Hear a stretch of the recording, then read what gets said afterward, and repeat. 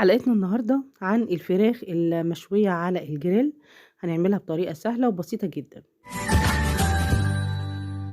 بسم الله الرحمن الرحيم. اللهم صل على سيدنا محمد وعلى آله وصحبه وسلم تسليما كثيرا.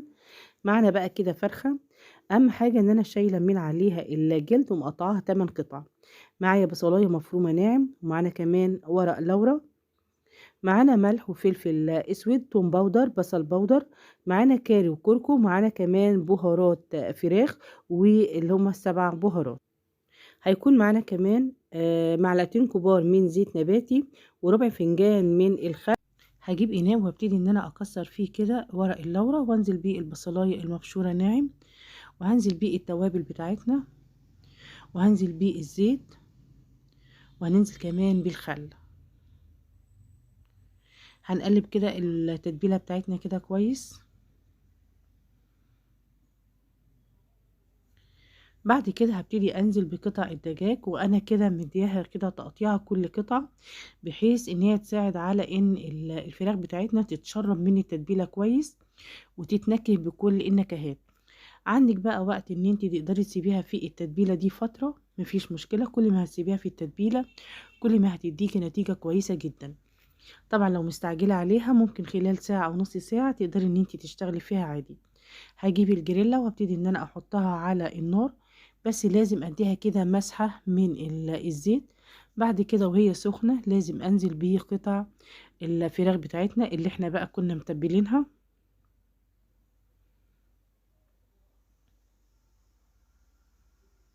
هبتدي كده ارص الكمية كلها كده بالطريقة دي. وطبعا بيكون عندي مكان التتبيلة، بتعصري بقى البصل كده وبفرشة كده، بتبتدي من وقت للتاني ان انت كده تحطي كده على قطع الفراخ التتبيله بتاعتنا، بحيث ان هي تطريها.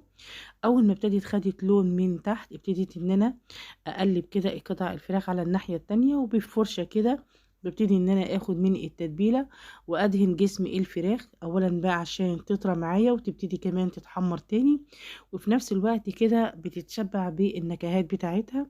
انا غطيتها وسبتها كده لحد بقى ما كله كده يبقى كده يستوي وياخدوا بقى كده لون، تتبصم من كل النواحي بالطريقه دي.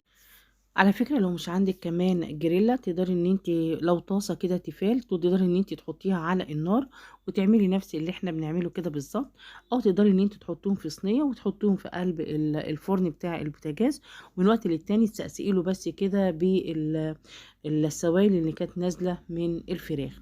هي كده خلاص اتحمرت معايا، بطلعها كده واقدمها على فرشة من البقدونس، ودي كده الفراخ اللي احنا شويناها مع بعض. دي كانت حلقتنا النهارده، اتمنى يكون الفيديو عجبكم، ولو عجبكم اللايك والشير والاشتراك في القناة، والسلام عليكم ورحمة الله وبركاته.